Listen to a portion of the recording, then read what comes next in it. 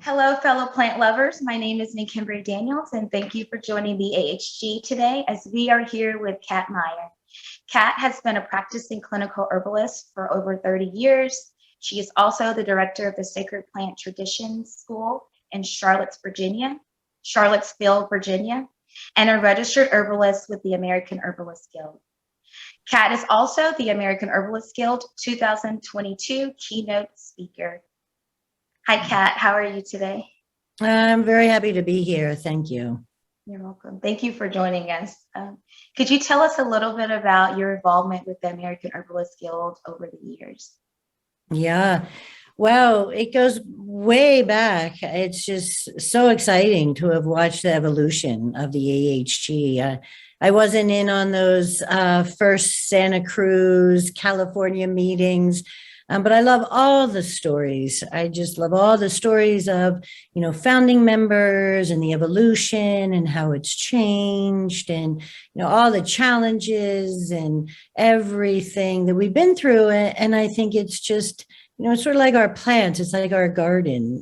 We have the challenges, but, that's what makes, for me, black cohosh, when it grows sometimes in that rocky, craggy mountain soil, there's something different about that medicine than when it's growing in a well-cultivated, easy to grow in field. And I know that AHG has really worked very deeply, a lot, especially in the recent years. I have to say the recent years have been just such a welcome change as far as, diversity, really asking some really hard questions.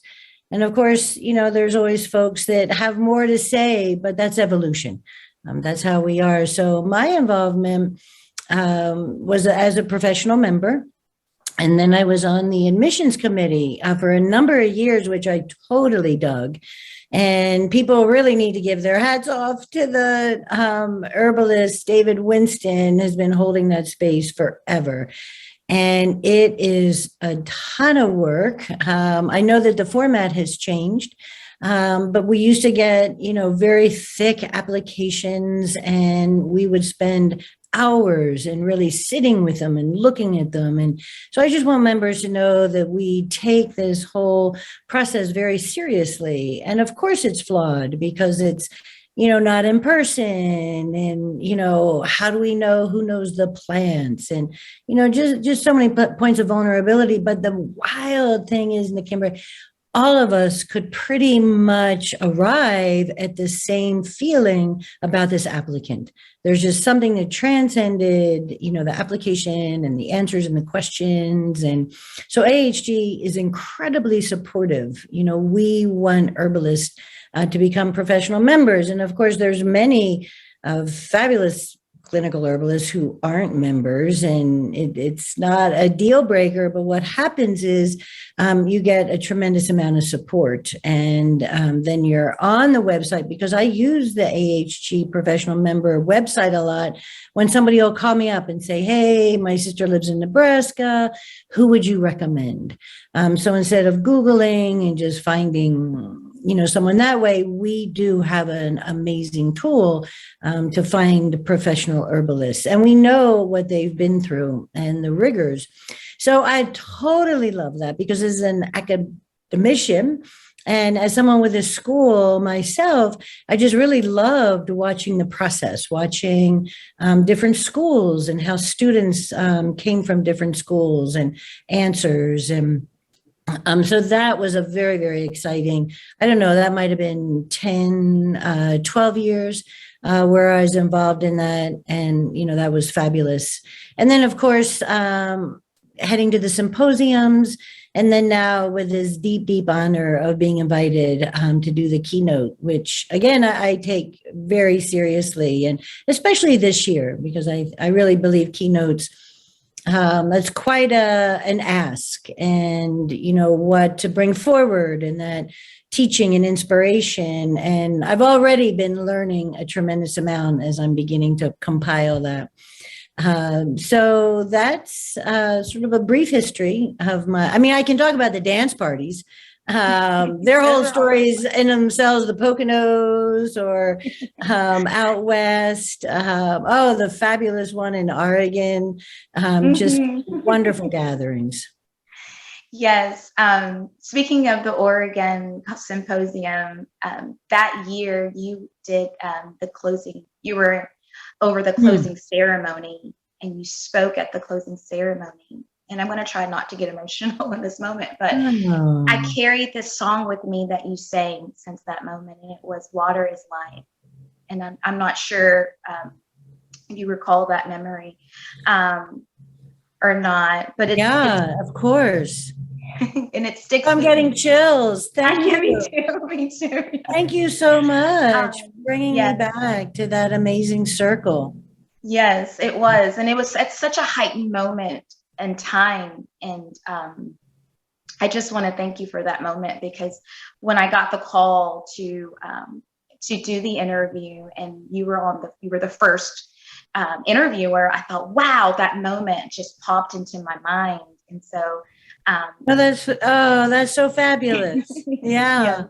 yes, and it ties so well in with your approach to herbalism, and we'll get into your book here in a minute. But I wanted to hear what was going through your mind when you got the call to be the keynote speaker this year. Hmm. Um, well, I've had the honor of presenting other keynotes, and for me, a lot of times teaching is shamanic. Like I don't practice shamanism. I've studied with shamans in Central America, and I have seen just the incredible heartbreak of the true shaman's calling because they're of the spirit world. And so when I use the word shamanic, I don't use it lightly, but I feel teaching for a shaman that's about shape shifting. And I really feel teaching is in some ways a divine performance, and especially a keynote, because that's such a deep honor. And what is it that we're holding? What is it that we're really bringing it's not instructional so much, it's more inspirational, but it's also how are we going forward? What is our world? And coming out of this time, or we're still in this time of COVID, what is the medicine of the time? So my first thought was, I'm so glad it's in October because I never use notes. And it's almost like a performance. I thought, well, good. I will be so honored, and I will have such an incredible journey because with every invitation, I have done this deep dive into what I really feel is important for me to be presenting at that time. So I'm very excited about the theme. We're looking at patterns. It's just so ripe and rich, and nature has such an agency. And I really think as we're going into these times of climate change and so much changing with our health, how do we really authentically, not just in words or not just in, nice language, but truly, nature has survived. She's been through this before. And so she's already evolving, and there's a technology that we really can be looking at. So I've been learning a tremendous amount. And again, I was deeply moved, deeply moved. And of course, it was Bevan and Mimi and Patricia and, all my friends, putting out that invitation. So it just makes it so special, which is, the other thing I want to say with AHG and memberships. And, it is that belonging, it is that sense of deep community of who's practicing and what are the herbs and how are you doing soap notes and lot numbers and just all those things that when you take your practice to a deeper level, that really isn't available out there. So yeah, I think the community is phenomenal. Yes, I totally agree with what you just said in response to not having that on the outskirts of the AHG. And when you come to symposium, for example, like that's the highlight of the year, right? When you're an herbalist, it's like your geeking out moment because you get to hang out with all your other fellow, plant lover friends, and you feel heard and seen in that group. And so I totally agree with you on that. Yeah, absolutely. Yeah. This year's theme is energetic principles in herbal medicine, which leads me to your latest publication, which is Energetic Herbalism. If you don't mind, I'd like to read a snippet from your book that really sat well with me because of the way of my approach to herbalism, which I would love that. I would love that. Great, yeah, thank you. Yes, like I will say, and to everyone out there, I cannot put that book down. I feel like I just want to call you on the phone and be like, yes, sister, yes, oh, please.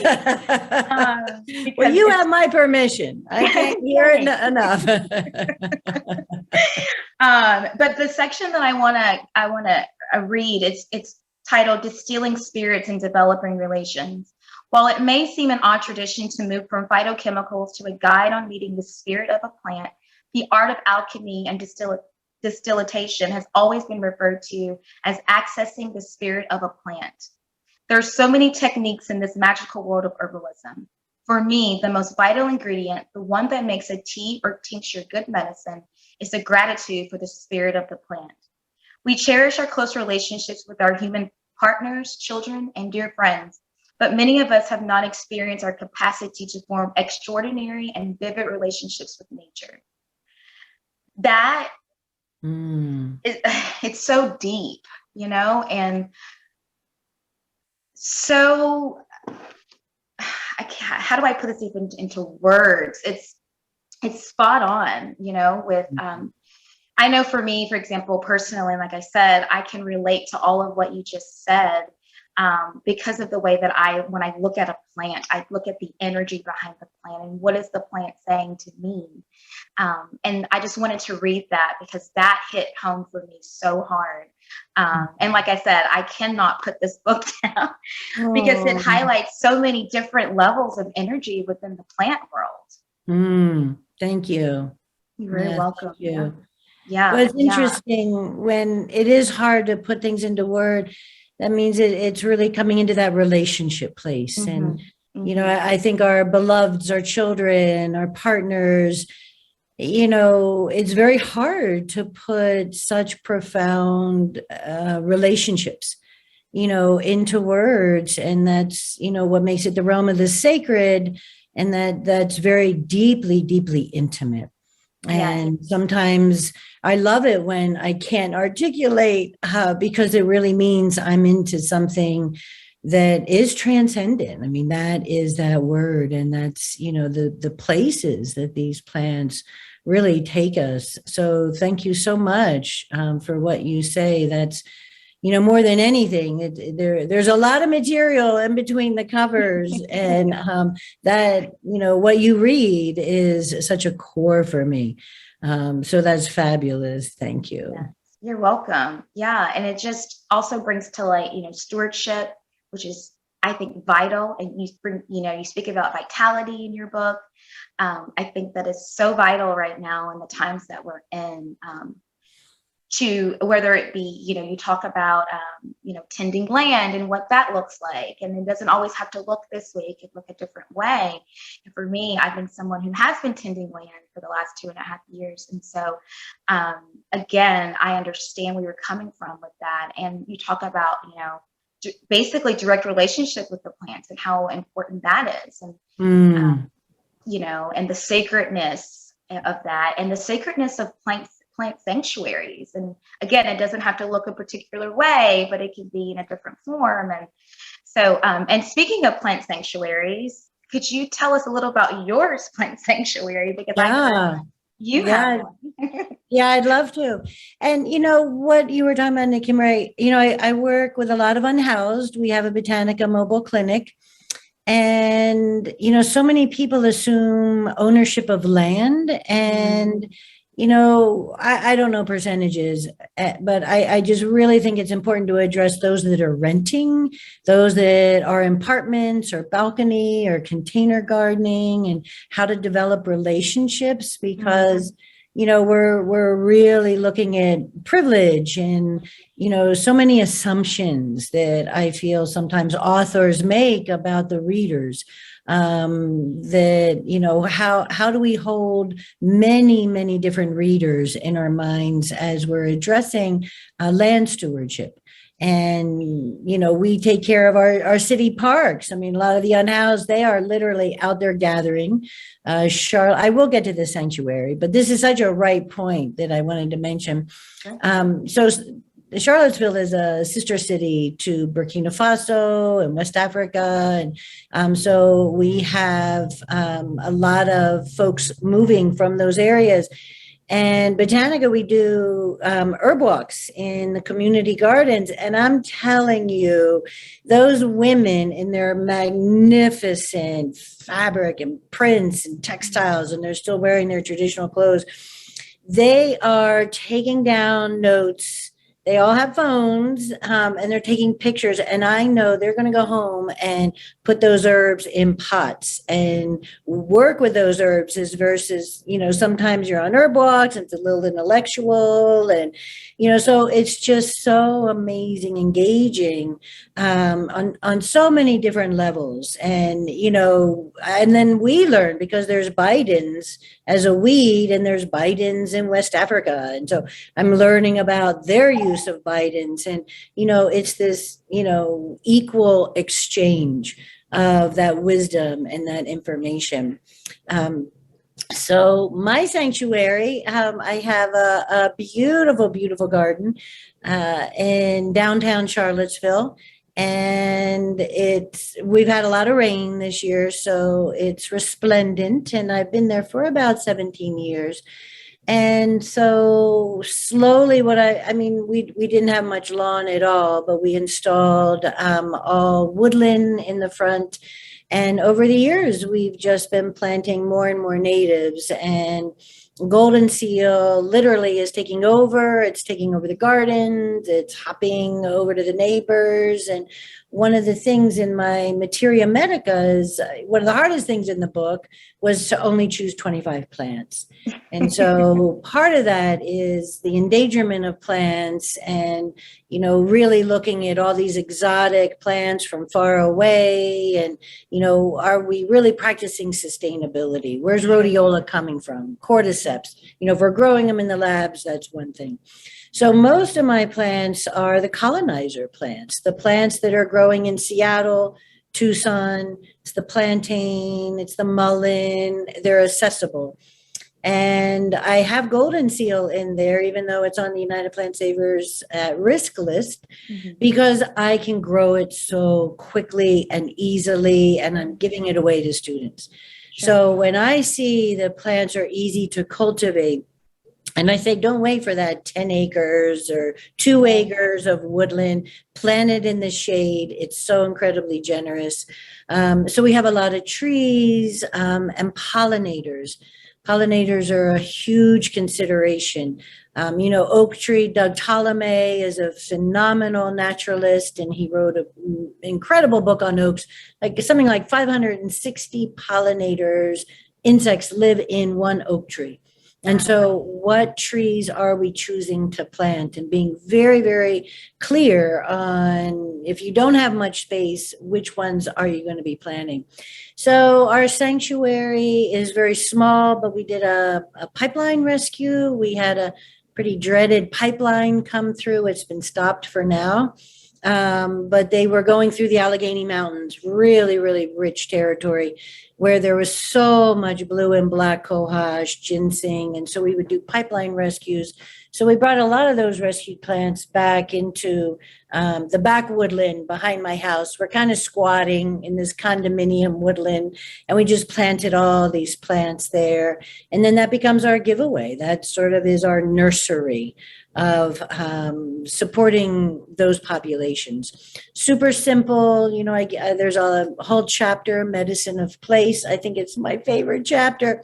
But in there, I talk about botanical sanctuaries, and the United Plant Savers website has really great information on how to become a sanctuary. Very, very simple. And we ask that you offer your place for education. And that it can only be like twice a year.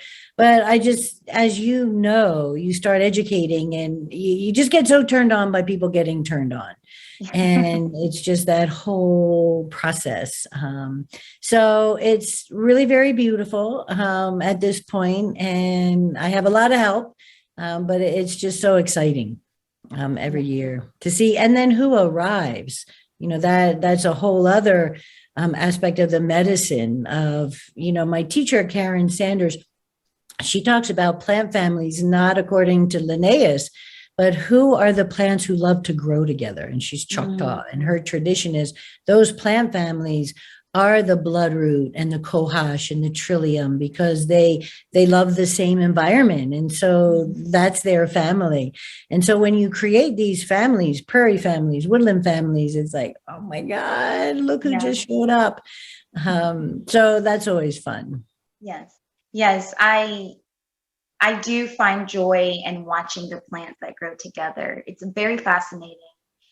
I just love to sit and watch the plants in general and pick up the energetics from them. But I do find that interesting how goldenrod and boneset and ironweed all kind of, grow in the same area. That is something that over the last year has really set in with me. I also wanted to speak with you about the United Plant Savers. And one of the things that the United Plant Savers does that I find very commendable is the at-risk list. And when I found that in your book, I thought, wow, this is awesome, because I try to inform as many people who are not aware of the UPS's at-risk list to that list, whether I print it off or, mention in my herbal walk with folks. I find it very, very important that we know where we're sourcing our herbs and working with native plants and how important that is. And I know that a lot of your work is with native plants. And so that's really awesome and really great to see that you added that at-risk list from the UPS in your book as well. Yeah, well, thank you. It's crucial. I mean, in the book, I talk about the tons and tons of black cohosh that are being essentially it's rape. It's rape of the mountains that are part of the black market. And so we talk about, black cohosh, and then we continue to use it. Right. Where kudzu is an amazing analog, and there are other analogs. And it's not that I won't use cohosh; I'll use drop doses. I'll use it not as this broad menopausal, remedy. It's beginning to be very thoughtful of literally 7 generations and. Right. So having been an honor of president of the United Plant Savers for 3 years, and then on the board for another 13, I know the incredible work that it takes for those at-risk lists, like that there's a committee, and that is so hard. Like, how do we do that? We don't have people on the ground. UPS does not have the budget, to do the deep research. That's industry, that's reproduction. You have false unicorn root that has a very special reproductive system. And so finally we got industry through APA to say to the companies, we just can't be using this. And so we're talking to herbalists who might be making gallons of tincture, but really it's the industry level. How do we get to, that level? And so to come up with that at-risk list, I can tell you from behind the scenes, Bevan, she might even be on that committee, and so many other great board members. It's a lot of work, and we have to be mindful. How do we go forward? Ramps, when things become very, very popular and everybody's, Instagram and having my ramps, and, when things become fads and the nouveau, health cuisine, that's incredibly dangerous. So how do we promote that? How do we have that education? And UPS is doing just an incredible job at that. Yes. Thank you so much, Kat, for your time today and taking the time to connect. And I am so excited about your keynote address. I'm so giddy. I can't wait till October. I could sit here and talk to you. It feels like for hours about herbs and the plants and all the things. And so I just wanted to again thank you for taking the time to connect. Oh, you are so welcome. And, I'm really looking forward to the conference and coming together. Right now, I'm filming from another herb conference, and I cannot tell you the joy that people are having in gathering. So I really applaud AHG for stepping out. It's still the pandemic is still occurring. So I'm just really applauding AHG for stepping forward, having it in person. And I know that it'll be just an incredibly wonderful gathering. And I can't wait to hear a lot of the theme on the energetics. Same. Yeah. If you guys have not purchased your ticket for Symposium yet, now is the time. Early bird registration is open now. Please join us October 21st to the 22nd in beautiful Bethesda, Maryland. This year's symposium brings forest bathing experience, as well as always an amazing time connecting with other herbalists. And again, if you have not picked up Kat Maier's latest publication, Energetic Herbalism, you're missing out. Please pick it up. Well, I will be there selling books. And I've been asked by a publisher, it's kind of hard, but I just found out that I won the Nautilus, or the book won the gold medal Nautilus Book Award for environmental and ecological writing. So that's very, very exciting. And I'll have the gold medal stickers at the AHG Symposium. Everybody loves stickers. So Right. I'll have one for you, Nikimbre, without a doubt. Thank you so much. I appreciate that. Yeah, thank you. Yes. Thank you so much. And I look forward to seeing you in October. I'll see you in October.